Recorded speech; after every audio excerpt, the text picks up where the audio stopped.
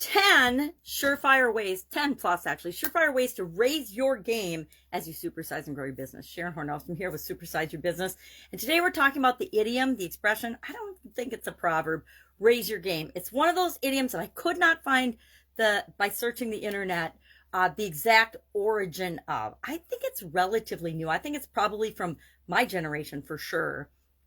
And probably the later 1900s, right? The late 1900s, probably the 80s or the 90s and the 2000s. I don't think it's an old expression. I'm sure that games have been around forever, right? People have played games and had entertainment forever. But the expression to raise your game, to increase your efforts, to increase your performance, to improve your performance, usually after some type of motivation, right? I think back to corporate America and the whole performance review and performance appraisal system, the feedback system. And well, once a year, you sit down with all the people that report to you, or you sit down with your boss and you get a review, usually a standard form in corporations these days. I don't know in these days. I haven't been in corporate America since 2004. So I like to think things have changed, but I suspect not in a lot of areas, at least with the companies I deal with. A lot of them have not changed in, 10, 20 years, much less, well, recently they have, because COVID has forced change upon everyone. But the performance appraisal system was usually you met with your boss, he told you the 3 things you were doing right, hopefully first, and then the 25 things that you were doing wrong or the areas you could improve in. And so then you'd have to have an improvement plan or a corrective action plan that you would have to write in order to fix your unacceptable behavior or improve your behavior. And so raise one's game, triggers for me the old feedback systems and the old feedback loops. And I pushed hard against the way performance appraisals were done when I was in corporate America. We did performance appraisals very differently in my parts of the organization than other people did. And I think that it's why our areas performed so well, is because we focused on people's strengths, what they brought to the table, not what we didn't, number one, we didn't hire them for. Number two, they weren't necessarily good at because they didn't like doing. So I want to talk about ways that you can raise your game. These are proven ways. I didn't make these up, but I definitely have tried a lot of them on, and they've worked for me in different organizations and different areas and aspects of my life. And I know they can work for you.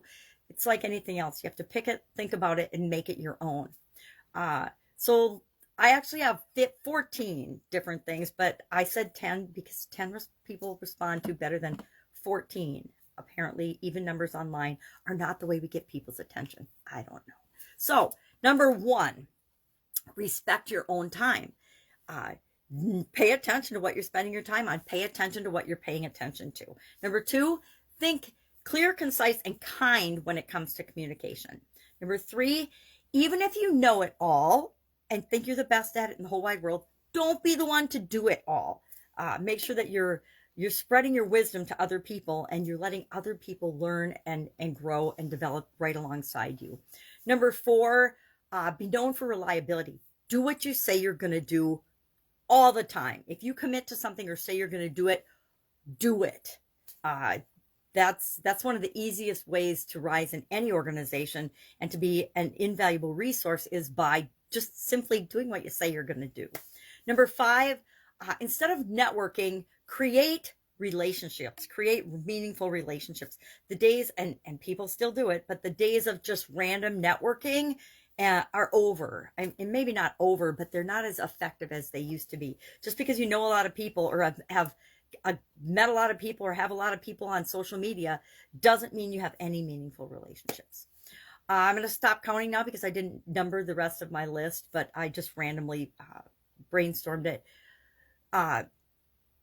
Stop allowing yourself cop-outs. Don't give yourself excuses. You can give other people excuses, but remember to be honest with yourself and don't buy into your own excuses and cop-outs.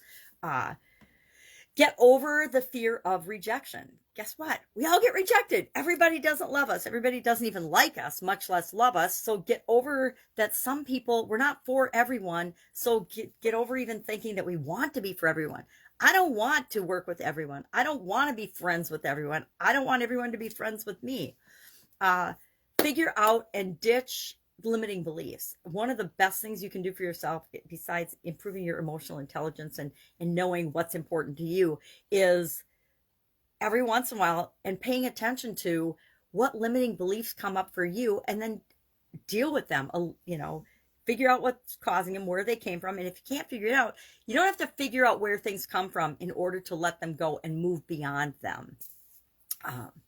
Cultivate and conversational skills. Become a better communicator. One of the best things we can do, as well as understanding ourselves better, is understanding other people better, understanding how to communicate with people in the way that they understand. Communication is about what people are receiving as much as, if not more, than what we're saying and how we're saying it. Demonstrate your value, add value to the world, and that's how you get value in exchange for that. We give first in order to receive. I think I've talked about this before. When you go out and get a job, you work for a week or 2 weeks or a month before you get paid, right? I think almost all of us have had experience with that. You work and then you get paid. You don't get paid in advance and then do the work, except for in some contracts where you might get paid half in advance so that you can get the resources that you need, service jobs and service things. I think of that. But for the most part, and utilities, right? We pay for our cell phones ahead of time. We pay for a lot of services ahead of time, but those are the exception, not the rule. And those are not set up for our benefit. They're set up for the organization. Sorry about that. Create a brand for yourself. These are the days of everybody needs to be known for what they're known for, because the olden days, very olden days, they weren't even around in my lifetime, where you go to college, get a job, work for a company for 30 years, and then retire with your nice gold wash and pension. Those are long gone. I think my father was probably one of the last people that got a pension.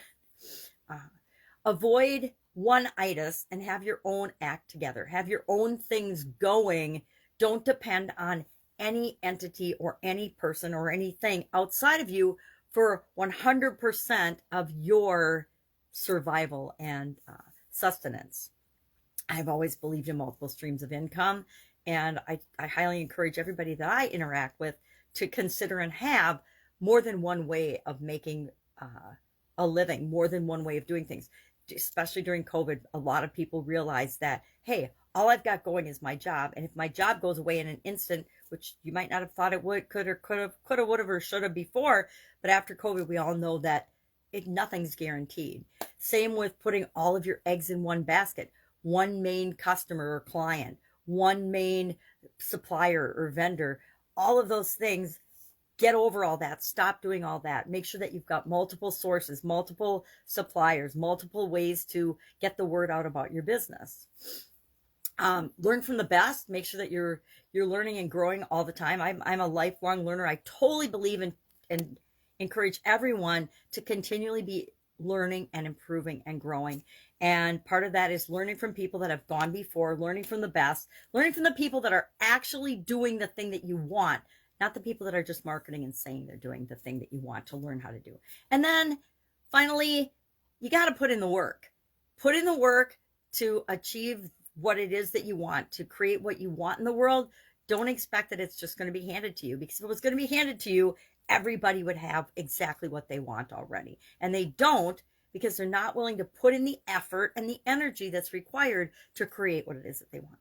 So share in the comments below your experience with the idiom or expression, raise one's game, raise your game. And share one thing that you are personally doing or your business is doing right now to raise your game. It's one of those things we have to always be stepping up and raising our game, because the world is always changing, right? Things are always changing. The one thing we can be sure of in our lives and in our business careers and our business lives is that stuff's always changing. And COVID definitely demonstrated that for everybody that didn't believe it before. All right, have an awesome day. This is our final emotion-related idiom. We will move on to mental and mindset and thoughts and beliefs and things starting tomorrow for the entire month of March. Have an awesome day. If I can help you in any way, ask. Otherwise, I'll be with you tomorrow with a mental idiom. Have a great day.